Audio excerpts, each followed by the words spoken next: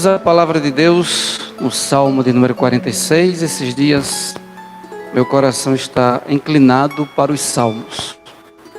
Eu gosto muito de seguir essas inclinações do Espírito. A gente não pode andar pelo caminho que quer.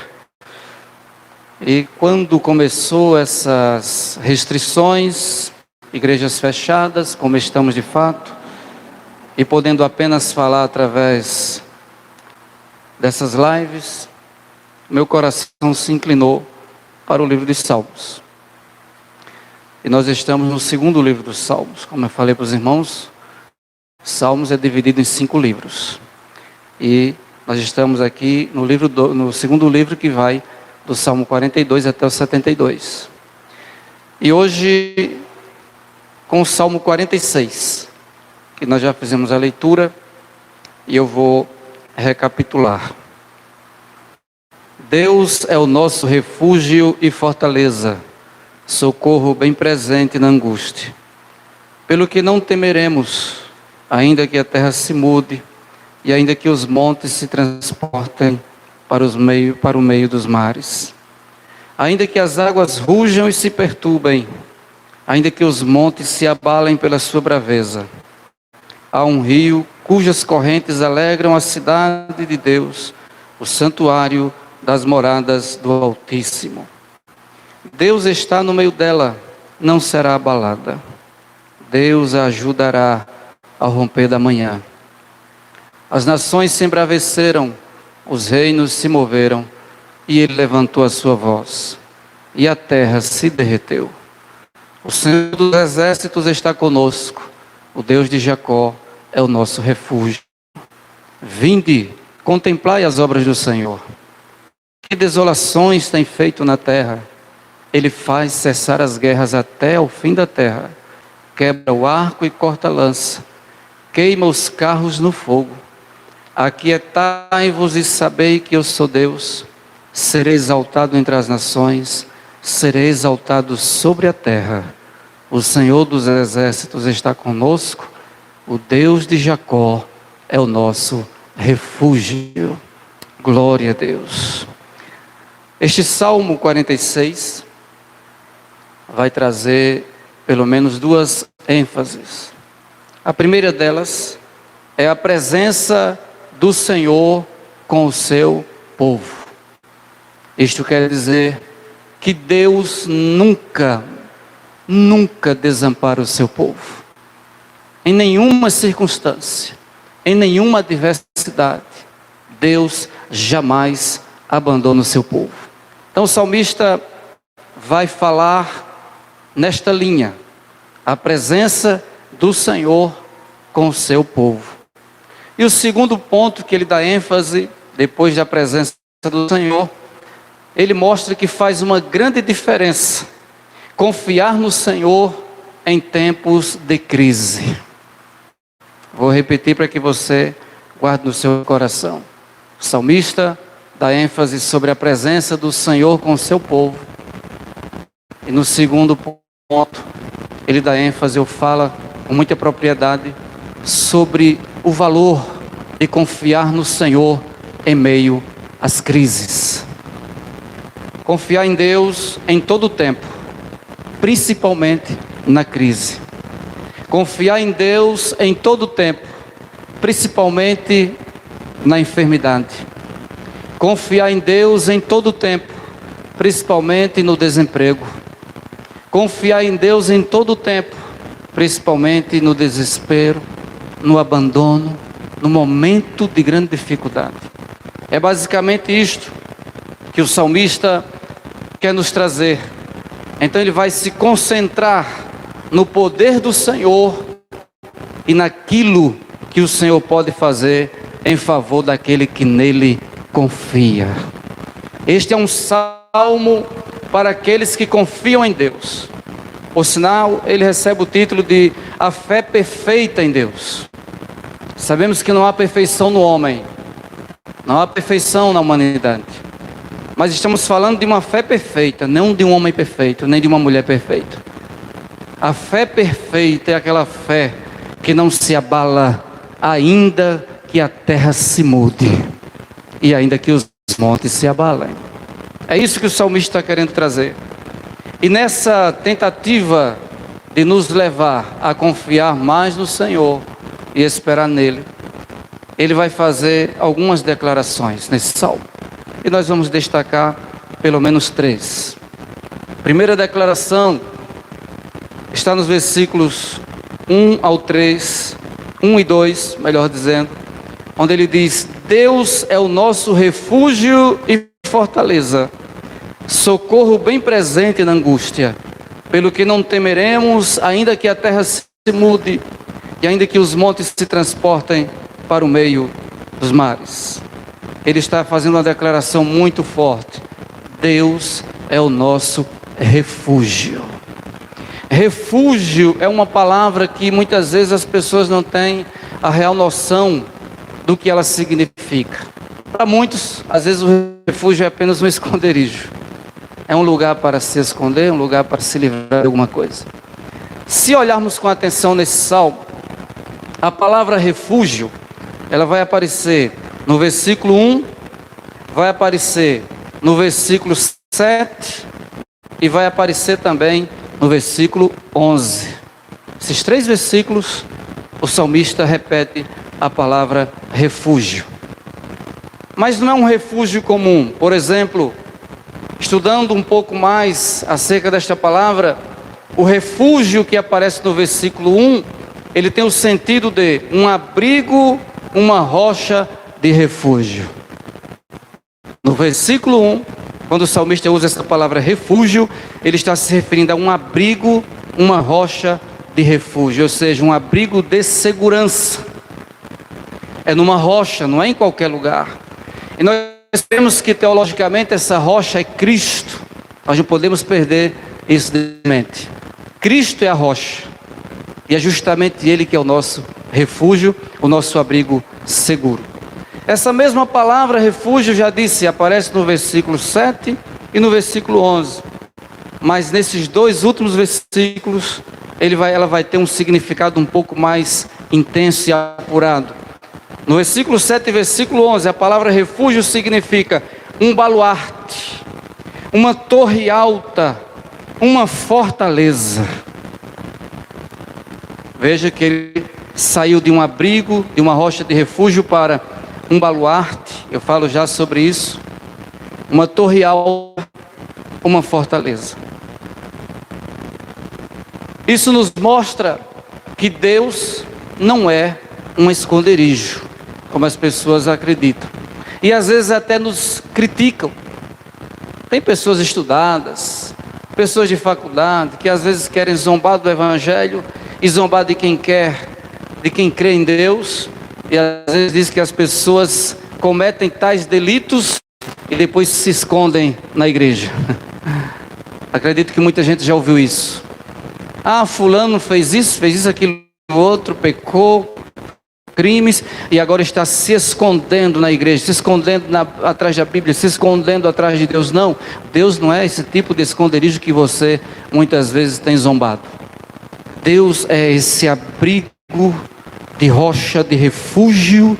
Ele é esse baluarte, Ele é essa torre alta e uma fortaleza. Quando o salmista está usando esses termos de baluarte, torre alta e fortaleza, ele está usando uma linguagem militar. E quem é militar sabe muito bem. Baluarte é barreiras que são criadas de proteção. Esses baluartes, eles eram criados tanto para barreiras de proteção, para proteger uma área que fosse designada pelo rei, e servia também como plataforma para a artilharia do exército. Então o baluarte, ele protege, ele defende e ele ataca.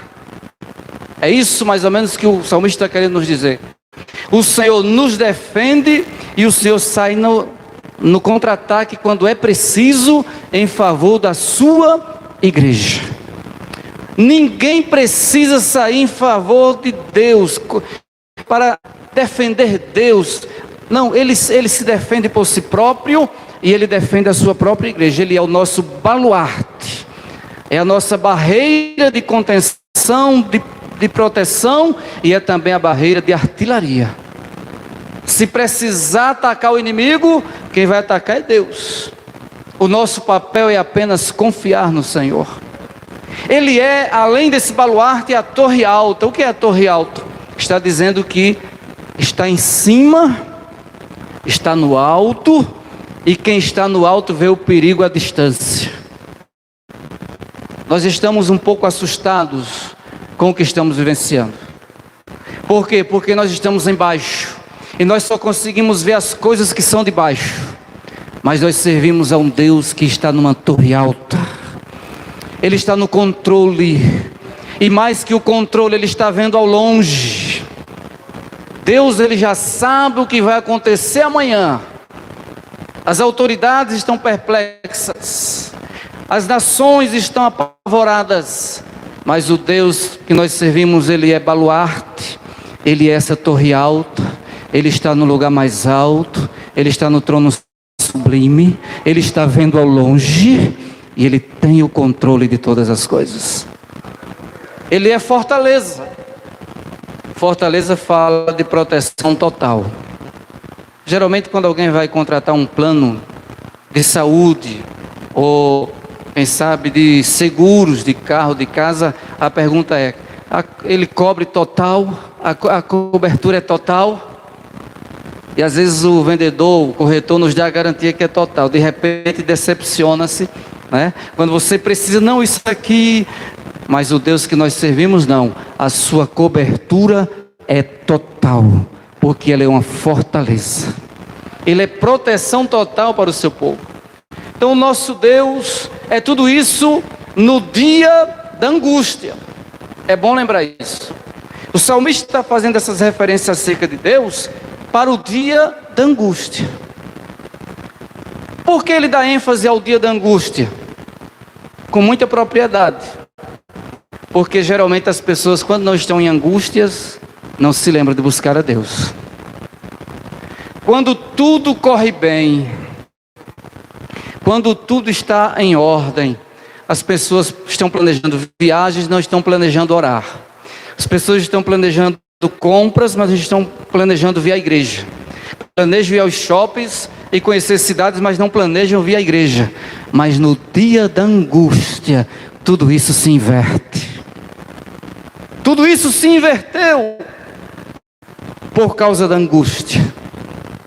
E Deus é tão bom, Ele nos perdoa a fraqueza, a negligência, a falha. E quando nós o buscamos no dia da angústia, Ele está pronto para ser o nosso baluarte, a nossa torre alta e a nossa fortaleza.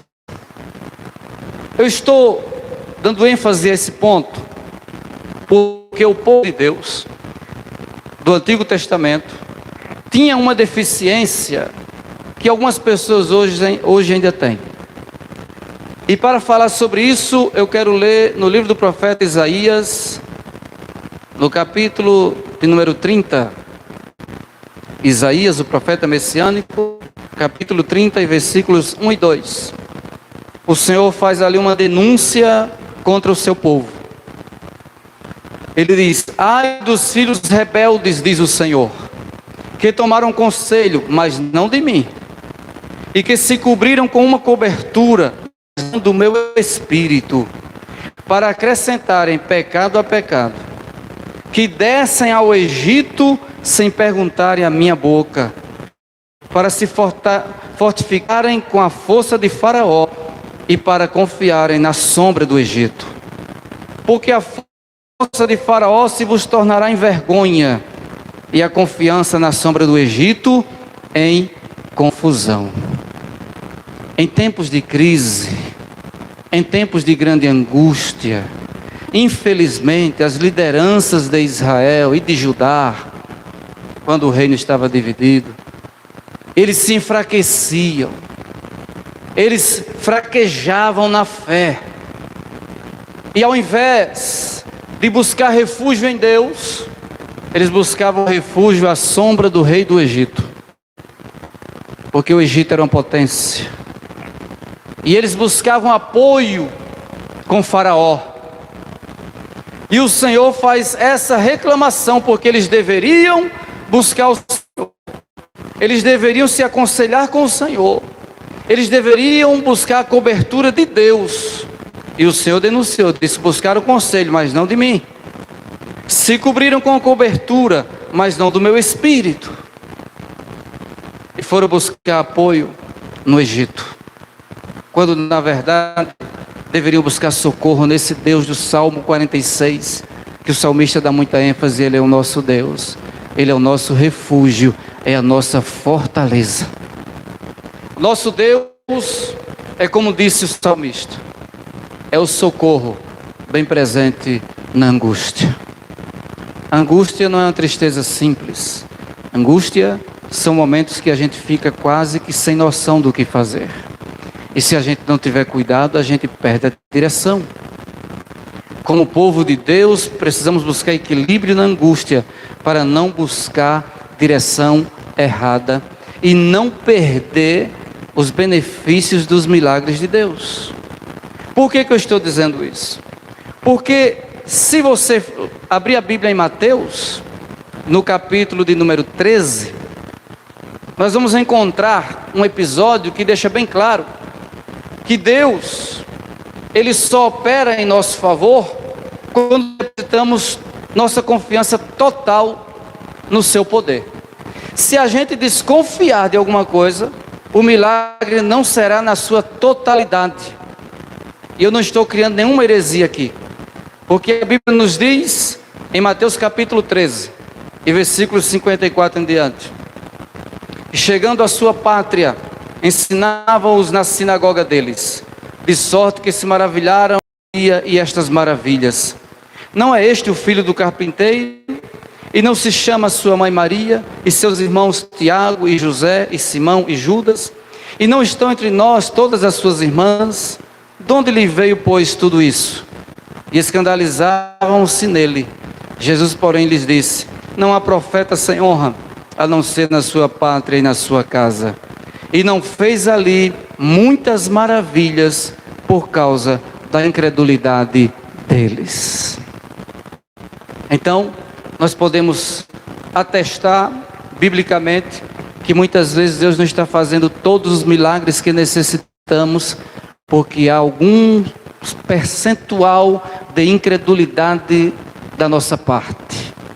Aquele povo perdeu o privilégio de ver muitas maravilhas, muitos milagres o Senhor teria para operar naquele dia, naquele lugar. Mas o próprio evangelista disse que ele não fez ali muitas maravilhas. Se ele não fez muitas, ele fez poucas. E o motivo era simples: por causa da incredulidade deles. Como é que nós estamos diante dos desafios da atualidade? Tem gente se desesperando, morrendo de medo das ameaças e dos perigos.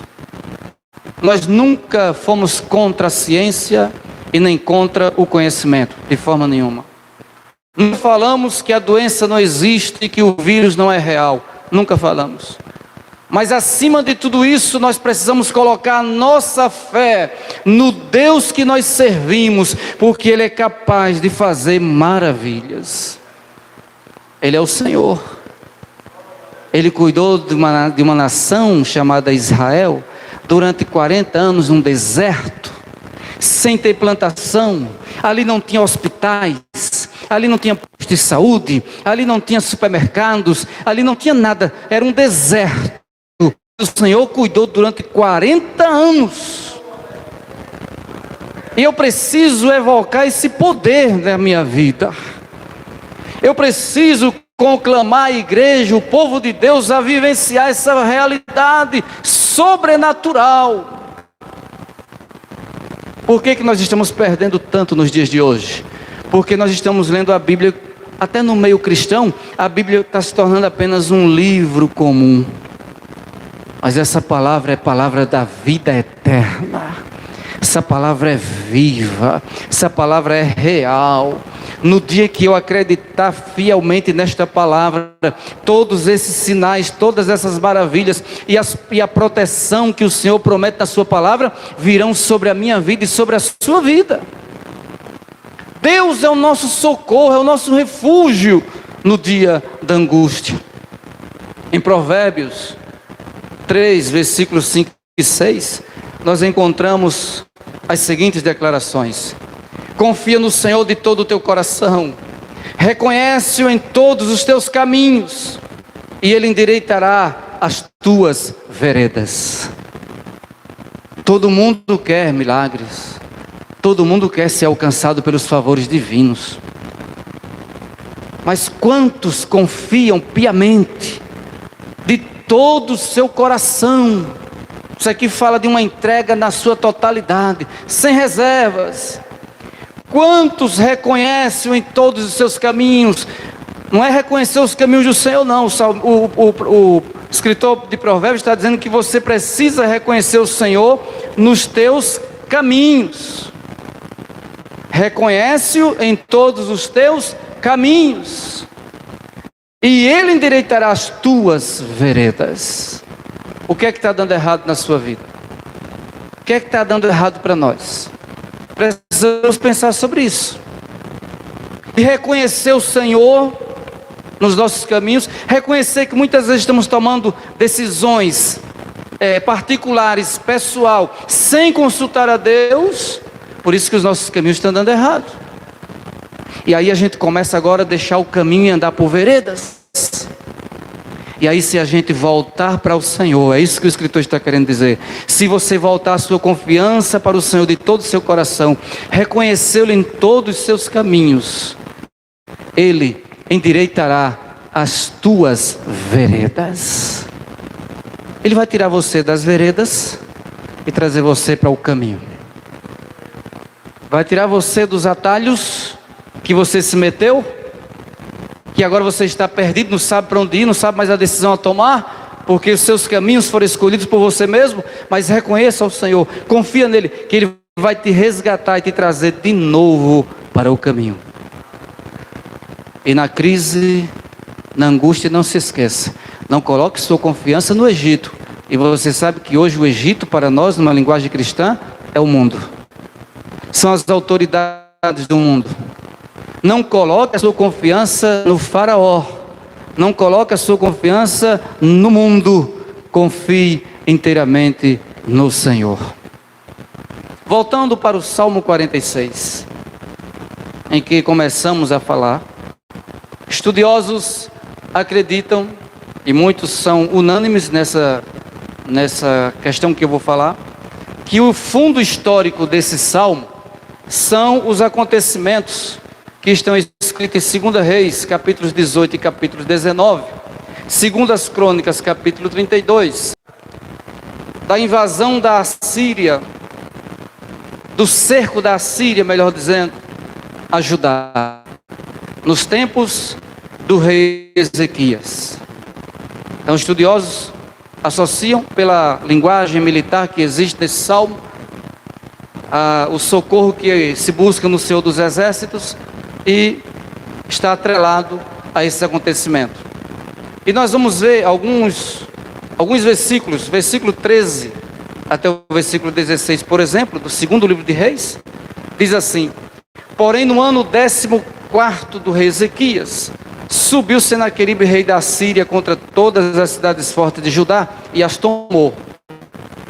Então Ezequias, rei de Judá, enviou ao rei da Assíria, Alaques, dizendo: pequei, retira-te de mim, tudo o que me impuseres levarei. Então o rei da Assíria impôs a Ezequias, rei de Judá, 300 talentos de prata, 30 talentos de ouro. Assim deu Ezequias toda a prata e se achou na casa do Senhor, e nos tesouros da casa do rei. Naquele tempo cortou Ezequias o ouro das portas do templo do Senhor e das ombreiras, e de que Ezequias, rei de Judá, as cobrira e deu ao rei da Síria. Algo lastimável. O homem, rei de Judá, se sente acuado, ameaçado pelo rei da Assíria. e ele vai negociar. Lembra do que eu falei, Isaías 30, versículos 1 e 2? Quando Deus recomendou que não fizesse negócio com Faraó, que não fizesse negócio com o Egito. O rei de Judá vai fazer negócio com o rei da Assíria, fazer um conchavo, fazer um combinado. Olha, vamos fazer o seguinte: você já tomou minhas cidades fortes, e a cidade forte abalava realmente um reino, se elas eram tomadas. Pede o que quiser aí que eu vou te dar para você me deixar em paz. O rei vai e estabelece uma propina, e ele começa a pagar essa propina. Mas o erro maior dele foi dois: primeiro, não buscou o Senhor, ficou com medo do rei da Síria. Segundo, ele tirou tesouros da casa do rei e foi buscar tesouros na casa do Senhor. Nas portas do templo do Senhor, das ombreiras, ele tirou ouro daquelas portas do templo para pagar o inimigo. Agiu errado, tomou a decisão totalmente errada. O rei recebe aquele pagamento, mas não vai embora, e começa a desafiar, começa a zombar de Ezequias, começa a zombar de Judá, ao ponto de que, se você ler no versículo 21, ele vai começar a zombar, dizendo: você está confiando naquele bordão da cana quebrada que é o Egito? Quer dizer, você está depositando confiança em Faraó, mas ele não vai te livrar. E continua a zombaria. Você vai ver isso do versículo 19 até o versículo 35.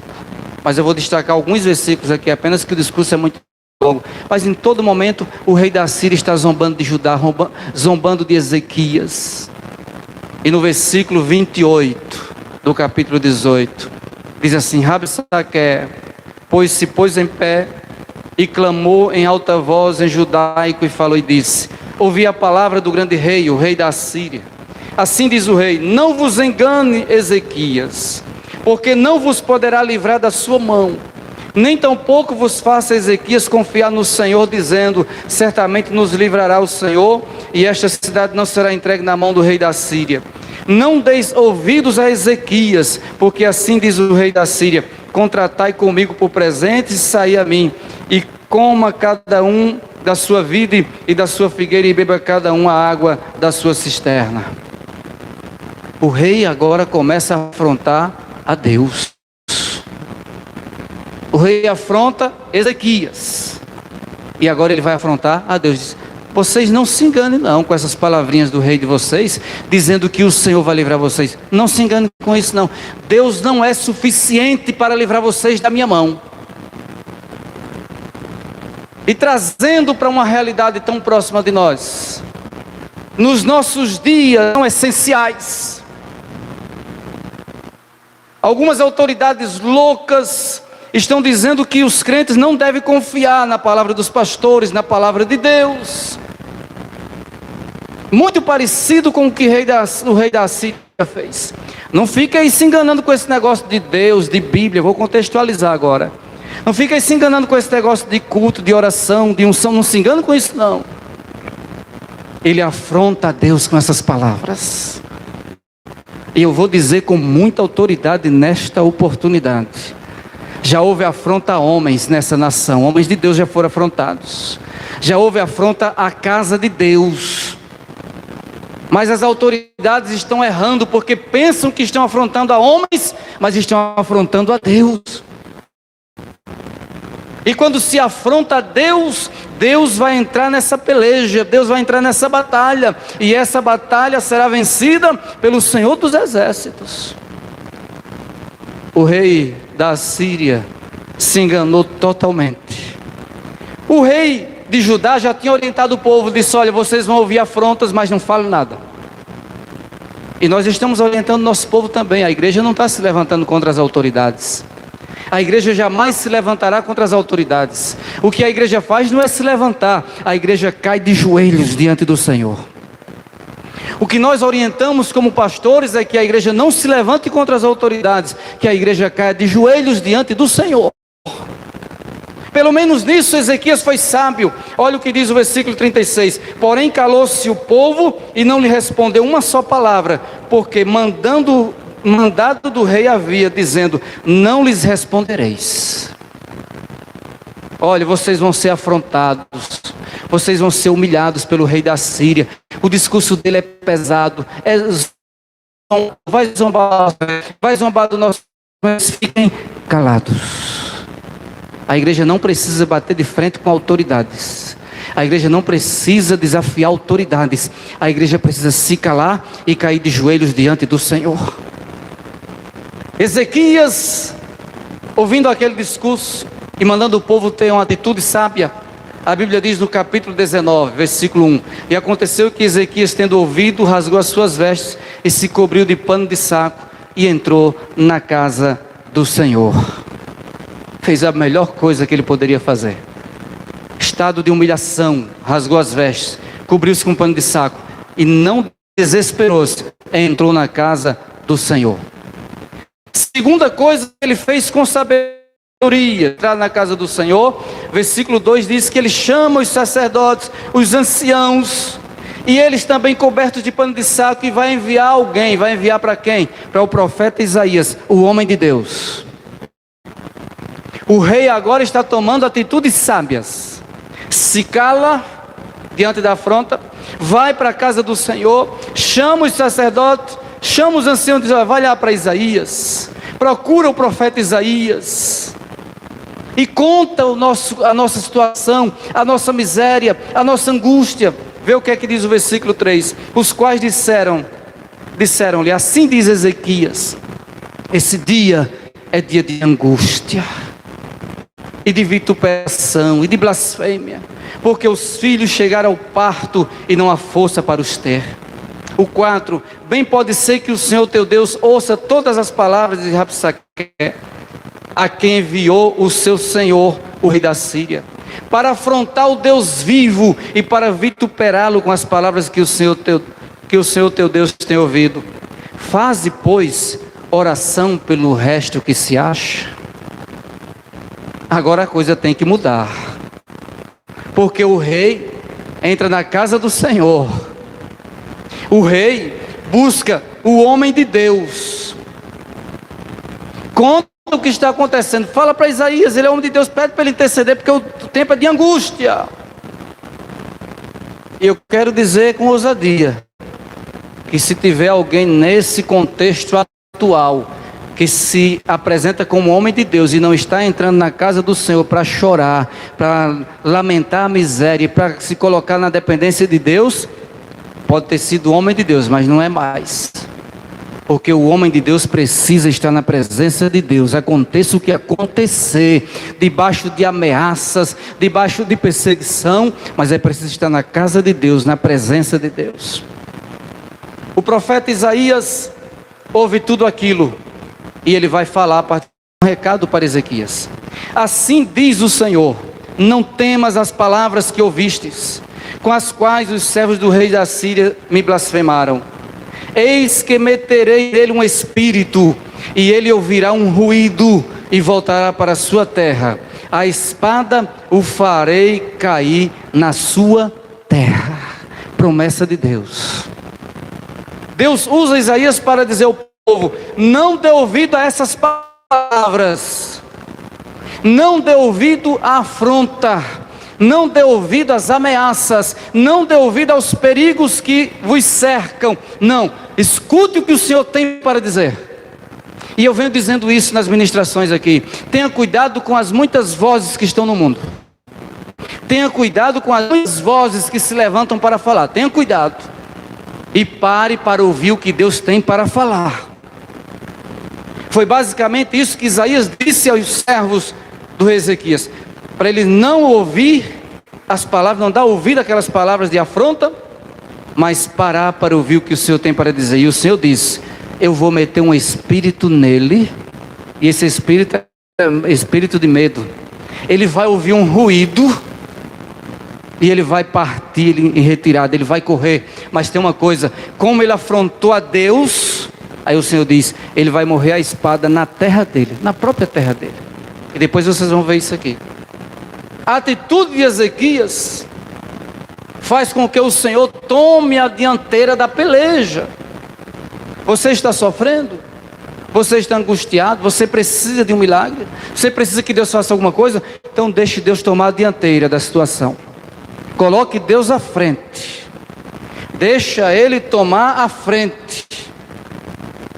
E o salmista vai dizer no Salmo 27, e verso 14: espera pelo Senhor, tem bom ânimo e fortifique-se o teu coração. Espera, pois, pelo Senhor. Por quê? Porque, como disse o salmista no Salmo 46, Ele é o nosso baluarte, Ele é a nossa torre alta e Ele é a nossa fortaleza. Nós não podemos esquecer disso. As circunstâncias podem alterar o rumo da história, as horas, os tempos, a rotina, mas tem uma coisa que a circunstância não pode alterar: a aliança de Deus para com o seu povo. Jamais, circunstância alguma consegue alterar. Pode a terra se mudar, pode as águas rugirem, pode os mares se embravecerem, pode os ventos se levantarem contrário. Tudo isso pode acontecer nas circunstâncias que alteram a normalidade da vida, mas as circunstâncias jamais poderão alterar a aliança de Deus para com o seu povo. E eu digo isso fundamentado na palavra de Deus, Isaías 54:10, que diz assim: porque as montanhas se desviarão e os outeiros tremerão, mas a minha benignidade não se desviará de ti, e o conserto da minha paz não mudará, diz o Senhor que se compadece de ti. Olha, as montanhas, os montes altos podem até sair do lugar, os outeiros, montes pequenos, podem até tremer, quer dizer, pode haver alteração até na natureza, mas o Senhor diz: o conserto da minha paz não mudará, diz o Senhor que se compadece de ti. Jamais você vai ficar desamparado na luta, jamais você vai ficar desamparado na peleja, de forma nenhuma. E quando o Senhor dá uma palavra, Ele cumpre na íntegra. Isaías é usado por Deus e promete livramento, para dar livramento ao povo de Deus, e que o rei da Síria teria sua recompensa. E nós vamos voltar ainda para o assunto, para finalizar, não deixar pela metade. A Bíblia diz, ainda no capítulo 19, que quando Ezequias recebe as cartas, foi para a casa do Senhor, apresentou afronta ao Senhor, e no finalzinho da oração de Ezequias, no versículo 19 do capítulo 19, ele diz assim: agora pois, ó Senhor nosso Deus, ser servido de nos livrar da sua mão, e assim saberão todos os reinos da terra que só tu és o Senhor Deus. Aí no versículo 20 diz: então Isaías, filho de Amós, mandou dizer a Ezequias: assim diz o Senhor Deus de Israel, o que me pediste acerca de Senaqueribe, rei da Síria, eu o ouvi. E eu quero dizer nesta noite, como em oração, nesses dias diante do Senhor, nesses dias de adversidades, eu quero dizer para você, pela palavra que eu estou pregando, o Senhor ouviu. Ele ouviu e vai mandar resposta. E no versículo 27 do capítulo 19 diz: porém o teu assentar, o teu sair e o teu entrar, o teu furor contra mim, eu o sei. Por causa do teu furor contra mim, porque a tua revolta subiu aos ouvidos, portanto, isso é falando para o rei da Síria, porei o meu anzol no teu nariz e o meu freio nos teus lábios, e te farei voltar pelo caminho por onde vieste. O inimigo pode zombar, pode falar o que quiser, pode afrontar. Agora, na hora que Deus quer agir, na hora que Ele resolve agir, Ele coloca um anzol no nariz do inimigo, Ele coloca um freio na boca. Podem blasfemar de Deus, podem blasfemar do povo de Deus, mas está chegando a hora que o Senhor vai colocar um anzol no nariz do inimigo, vai colocar freio nos lábios do inimigo e vai fazer ele voltar pelo caminho que ele veio.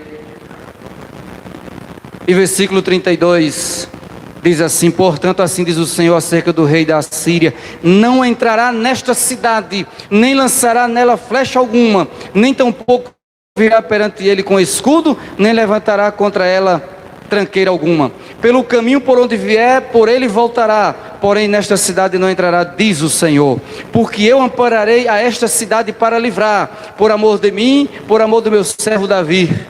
Versículo 35, sucedeu pois, aqui está a grande maravilha extraordinária do Senhor. Sucedeu pois que naquela mesma noite, Não foi no outro dia, não. Foi na mesma noite. Saiu o anjo do Senhor e feriu no arraial dos assírios a 185.000 deles. E levantando-se pela manhã cedo, eis que todos eram corpos mortos. Judá ficou no lugar que estava. Ezequias dentro da casa do Senhor, buscando ao Senhor. O profeta Isaías sendo o canal do Senhor.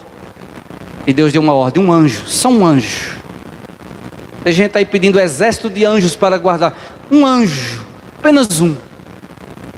Recebe uma ordem divina, vai no arraial dos assírios. E faz o ruído que o profeta tinha falado. O ruído foi esse. Passou a espada em 185.000 soldados. E para quem é cético, para quem não crê, foi achado pelos arqueólogos escritos em argila, do próprio punho de Senaqueribe assinado, esse relato que eu estou pregando nesta noite, dizendo que tinha cercado Judá, dizendo que estava prestes a invadir, e numa noite um anjo do Senhor matou 185.000 de seus soldados. O próprio Senaqueribe assinou isso em argila, em barro. E para que a palavra de Deus fosse completa, ele foge, vai para a sua terra, versículo 37. E sucedeu que, estando ele prostrado na casa de Nisroque, seu Deus, Adrameleque e Sarezé, seus filhos, o feriram à espada. Deus disse a ele: ele vai fugir pelo caminho que ele veio, e ele vai morrer à espada na terra dele. Do jeito que Deus falou, Deus fez. Porque eu estou fazendo questão de relatar toda essa história para você, antes de finalizar esse salmo. Para você saber que o nosso Deus é refúgio e fortaleza, é socorro bem presente na hora da angústia. Para você saber que o nosso Deus é baluarte, é torre alta, é fortaleza. Ele agiu no passado, ele vai continuar agindo nos dias de hoje. Ele fez nos dias de Senaqueribe, e ele vai fazer conosco. Voltando para o Salmo 46, nós vamos encontrar uma outra expressão do salmista acerca de Deus. Ele disse que Deus era refúgio e fortaleza. E no Salmo 46, verso 4, ele vai dizer assim: há um rio cujas correntes alegram a cidade de Deus, o santuário das moradas do Altíssimo. Isso aqui, irmãos, é muito significativo para quem viveu na Jerusalém antiga. Porque Jerusalém é uma das poucas cidades da antiguidade que foi construída distante de rios. Não há rios perto de Jerusalém. Não há rios perto de Jerusalém. E naqueles dias o povo estava sedento, o povo estava angustiado. E o salmista vai dizer que Deus é o rio da alegria do seu povo. Porque ele diz: há um rio cujas correntes alegram a cidade. A cidade de Deus, e a cidade de Deus é Jerusalém. Aquele rio cujas correntes alegram a cidade, era uma mensagem de refrigério para quem estava cercado, para quem estava sem poder sair. E o Senhor vem nessa vertente: eu sou o rio de alegria para essa cidade. Muitas tristezas já sobreveio ao nosso coração nesses dias, muitas angústias já nos sobreveio por esses meses. Muita gente já está dizendo o futuro é incerto. Muita gente já está dizendo o futuro é duvidoso. Muitas pessoas já estão dormindo e acordando angustiadas e tristes. Mas para a igreja, que é a igreja noiva de Cristo, o Senhor diz: eu sou um rio de alegria para vocês. Eu vou trazer alegria no meio dessa crise. Eu vou trazer alegria no meio dessa sequidão. Eu vou trazer alegria no meio dessa angústia. O Senhor é esse rio de alegria em meio às circunstâncias de crise e de grande angústia. Está no meio da cidade. O verso 5 diz: Deus está no meio dela, se referindo à cidade. Não será abalada. Deus ajudará a romper da manhã. Tem muitas coisas acontecendo que a gente sabe que no mundo globalizado muita coisa vai mudar. E alguém já tem falado: qual será o futuro da igreja em meio a todo esse contexto? A igreja não será abalada, porque Deus está no meio dela. Deus está no meio dela. Ela não será abalada e Deus a ajudará ao romper da manhã. Deus é o nosso refúgio e fortaleza. Ele é esse rio de alegria. E para finalizar, a terceira declaração do salmista está a partir do versículo 8. Veja se isso aqui não é uma linguagem militar. O Senhor dos exércitos está conosco. O Deus de Jacó é o nosso refúgio. Vinde, contemplai as obras do Senhor. Que desolações tem feito na terra. Essas desolações aqui do versículo 8, segundo estudiosos, se refere justamente ao que eu preguei agora há pouco sobre o rei da Síria cercando Judá. Qual foi a desolação? Um anjo matou numa noite só 185 mil soldados. Tem desolação maior do que essa? O salmista se referia a essas desolações. Quando ele diz, vinde contemplar as obras do Senhor. E ele diz, ele faz cessar as guerras até o fim da terra. Quebra o arco e corta a lança. Queima os carros no fogo. Ele está dizendo, o Senhor é o Deus, o Senhor dos exércitos, que está conosco.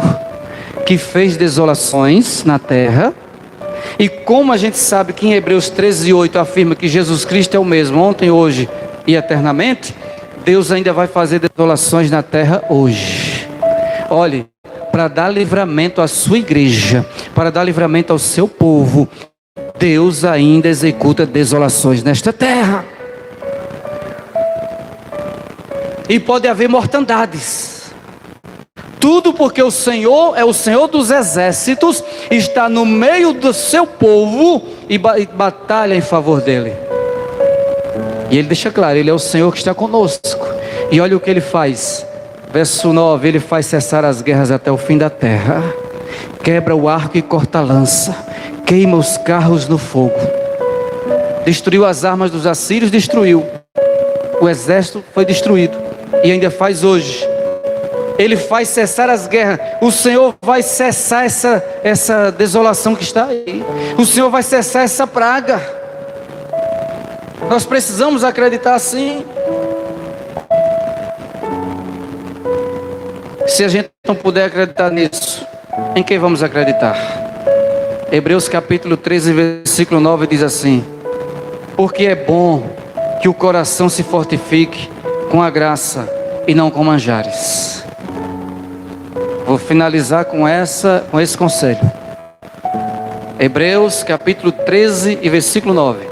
Porque é bom que o coração se fortifique com a graça e não com manjares.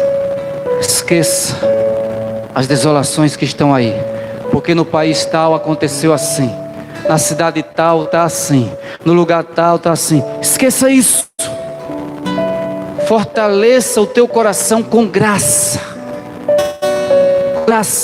e não com manjares. Se você conseguir fortalecer o seu coração na graça que há em Cristo Jesus, você vai passar por cima dessa crise, marchando por cima do mar, pisando nas ondas, e do outro lado você vai cantar o hino da vitória, porque a graça no Senhor Jesus é suficiente para mudar essa história. Quero convidar você nesta noite. Os músicos ainda vão me ajudar com o louvor aqui, mas quero convidar você, antes do louvor, a refletir sobre isso e perguntar: o Senhor dos exércitos, você ainda crê que Ele está conosco? O Senhor dos exércitos, você ainda crê que Ele é o nosso refúgio e fortaleza? O Senhor dos exércitos, você ainda crê que Ele é esse rio de alegria? Você ainda crê que Ele faz cessar as guerras até o fim da terra? Se você crê assim, fique firme, porque a sua vitória é certa. Nenhum homem, nenhuma mulher na face da terra, nenhum jovem, nenhuma criança que confia nesse Deus que é fortaleza, que é baluarte, que é torre alta, nenhum desses ficarão frustrados. O Deus, o Senhor que nós servimos, é esse Deus que manda um recado para todos nós nesta noite, que está nos versos 10 e 11 do Salmo 46. Aquietai-vos e sabei que eu sou Deus. Serei exaltado entre as nações, serei exaltado sobre a terra. O Senhor dos exércitos está conosco, o Deus de Jacó é o nosso refúgio. Aquieta o teu coração, assim como foi o tempo de Judá. cercado pelo rei da Assíria. Será também no nosso tempo. Estamos cercados por muitas coisas, mas o Senhor está conosco. Ele vai quebrar o arco, Ele vai queimar os carros no fogo, porque Ele é o Deus, o Senhor dos exércitos, é o Deus de Jacó, é o nosso refúgio. Guarda essa palavra no teu coração e adore a Deus ainda com mais esse louvor, para que possamos voltar com a oração final, em nome de Jesus.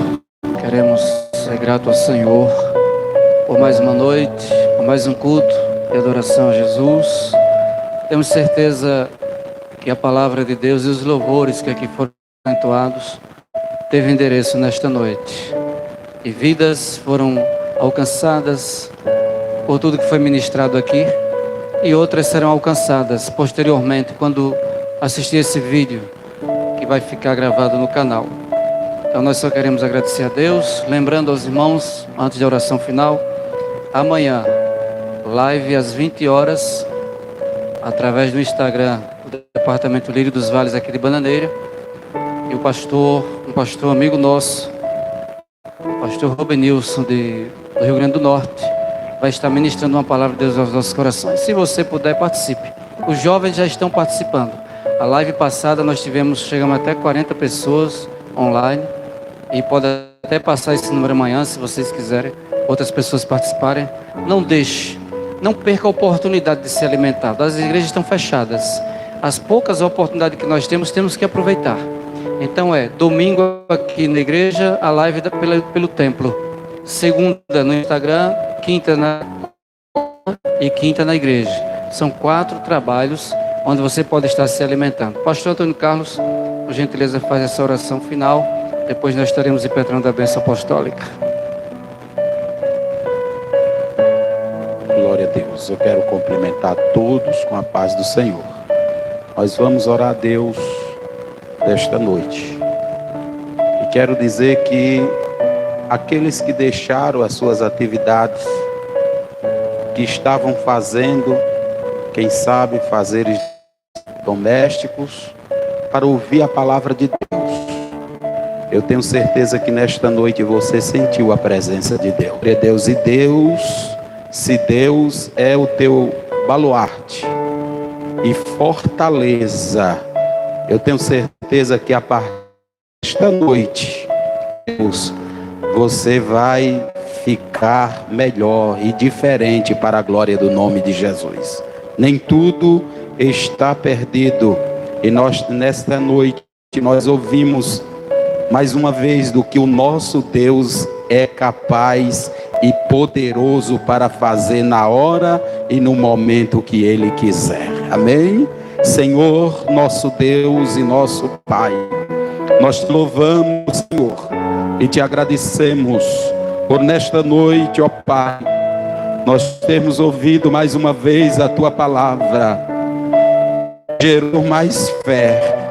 Ah, Senhor, que encheu os nossos corações, aleluia, nós sentimos a Tua presença, aleluia, através da ministração da Tua palavra, porque ela tem este poder, Senhor.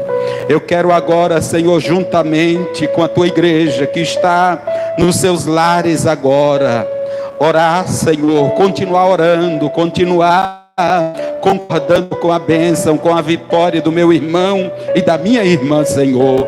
Deus eterno, a quem servimos, é quem adoramos. Aonde houver um crente agora, aleluia, Pai, orando juntamente conosco, nós pedimos uma bênção especial para ele, para ela, e que o Teu nome venha a ser glorificado, Pai.